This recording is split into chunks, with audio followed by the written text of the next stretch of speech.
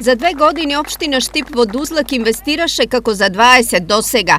Интензивно овде се работеше и на инфраструктурно, но и на хортикултурно уредување. Завршивме Белградска горниот крак, која не беше завршена, а таму имаме урбанизиран дел и продадени плацеви.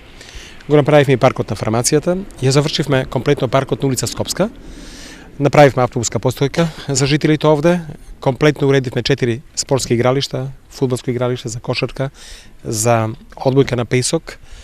Да истакнам дека ја направивме улица Сремски фронт која доаѓа до оваа населба. Освен општината, луѓе и машини овде работеа и од Исар. Спојот на ова улица доле на улицата Сремски фронт, каде што направивме неколку прекопи за можни интервенции.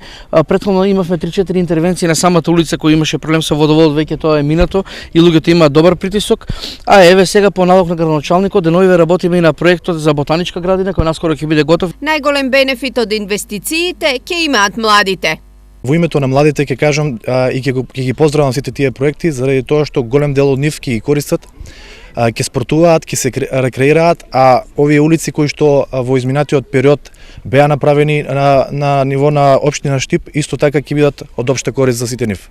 Сепак промената на ликот на населбата најмногу им значи на оние кои што живеат во неа. Улиците беа многу ископани, меѓутоа сега се добри, направени и многу убаво изгледа и добра населбата. Уреден е парко. Убав е направен пато, нема да се кршат колите, децата нема да ги газат, да избегнуваат дупките колите.